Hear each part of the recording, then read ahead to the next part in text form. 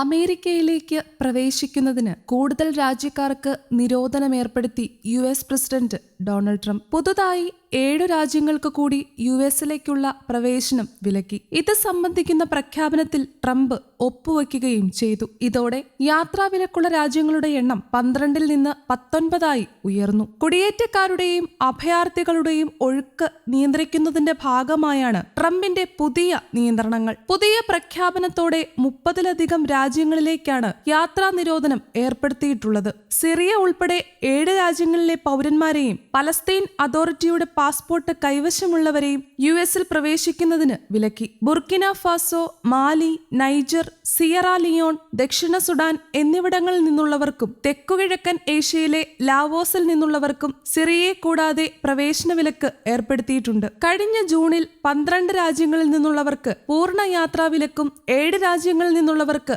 നിയന്ത്രണങ്ങളും ഏർപ്പെടുത്തിയിരുന്നു. ഇതിന് പിന്നാലെയാണ് ട്രംപിന്റെ പുതിയ നീക്കം. സിറിയയിൽ 2 യു.എസ്. സൈനികരും ഒരു സിവിലിയനും കൊല്ലപ്പെട്ടതിന് പിന്നാലെയാണ് ഇത്തരത്തിലൊരു നീക്കം. യാത്രാവിലക്ക് വിപുലീകരിച്ചതായി ട്രംപ് ഭരണകൂടം അറിയിച്ചു. അഴിമതി, വ്യാജ യാത്രാരേഖകൾ, ക്രിമിനൽ രേഖകൾ എന്നിവ കാരണം അവരുടെ പൗരന്മാരെ അമേരിക്കയിലേക്ക് പ്രവേശിപ്പിക്കുന്നതിന് മുൻപ് പരിശോധിക്കാൻ ബുദ്ധിമുട്ടുണ്ടെന്ന് ഭരണകൂടം വിശദീകരിച്ചു. ചില രാജ്യങ്ങളിൽ വിസ കാലാവധി കഴിഞ്ഞിട്ടും ആളുകൾ താമസിക്കുന്നവരുടെ എണ്ണം കൂടുതലാണ്. അമേരിക്ക നാടുകടത്താൻ ആഗ്രഹിക്കുന്ന പൗരന്മാരെ തിരികെ കൊണ്ടുപോകാൻ വിസമ്മതിക്കുന്ന രാജ്യങ്ങളുണ്ടെന്നും യു.എസ്. ഭരണകൂടം വ്യക്തമാക്കി. Burma, Afghanistan, Chad, Republic of Congo, Equatorial Guinea, Eritrea, Haiti, Iran, Libya, Somalia, Sudan, Yemen എന്നിങ്ങനെ ആദ്യത്തെ 12 ഉയർന്ന അപകട സാധ്യതയുള്ള രാജ്യങ്ങളിൽ നിന്നുള്ളവർക്ക് പൂർണ്ണ യാത്രാവിലക്ക് തുടരും. കൂടാതെ ബുർക്കിന ഫാസോ, മാലി, നൈജർ, ദക്ഷിണ സുഡാൻ,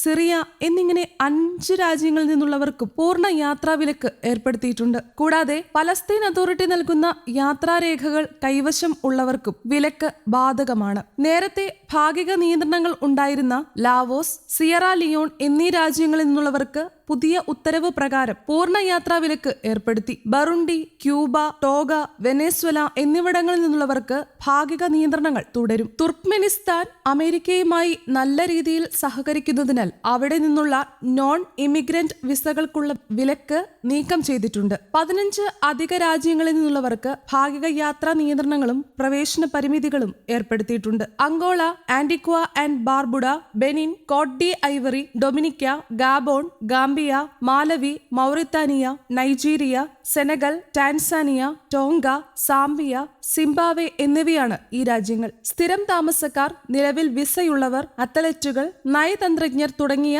ചില വിസ വിഭാഗങ്ങളിൽപ്പെട്ടവർ, അമേരിക്കയുടെ ദേശീയ താൽപര്യങ്ങൾക്ക് ഉപകാരപ്രദമാകുന്ന വ്യക്തികൾ എന്നിവർക്ക് പ്രഖ്യാപനത്തിൽ ഇളവുകൾ നൽകിയിട്ടുണ്ട്. ഇമിഗ്രന്റ് വിസകൾക്കുള്ള വിശാലമായ ഇളവുകൾ ചുരുക്കിയിട്ടുണ്ട്. അതേസമയം അമേരിക്കയുമായുള്ള ബന്ധം മെച്ചപ്പെട്ടതിനെ തുടർന്ന് തുർക്ക്മെനിസ്ഥാനെ യാത്രാവിലക്കുള്ള രാജ്യങ്ങളുടെ പട്ടികയിൽ നിന്ന് ഒഴിവാക്കി. അതേസമയം കുടിയേറ്റക്കാർ എന്ന നിലയിൽ തുർക്ക്മെനിസ്ഥാൻ പൗരന്മാർക്ക് അമേരിക്കയിലേക്കുള്ള പ്രവേശനം ഉണ്ടാകില്ല. കഴിഞ്ഞയാഴ്ച നടത്തിയ റാലിയിൽ ദരിദ്ര രാജ്യങ്ങളിൽ നിന്നുള്ളവരെ ഒഴിവാക്കുമെന്ന് ട്രംപ് പറഞ്ഞിരുന്നു.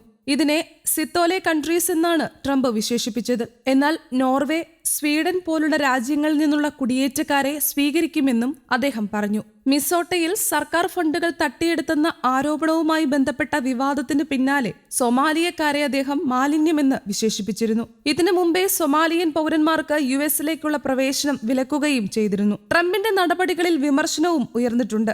മുസ്ലിം ഭൂരിപക്ഷവും രാഷ്ട്രീയമായി അസ്ഥിരവുമായ രാജ്യങ്ങളിലെ പാവപ്പെട്ട പൗരന്മാരെയാണ് ട്രംപ് ഭരണകൂടം ലക്ഷ്യമിടുന്നതെന്നാണ് വിമർശനം. സമീപകാലങ്ങളിൽ ആഫ്രിക്കൻ വംശജരായ കുടിയേറ്റക്കാർക്കെതിരെ കടുത്ത നിലപാടാണ് ട്രംപ് സ്വീകരിച്ചിട്ടുള്ളത്. News desk, Kerala Kaumudi.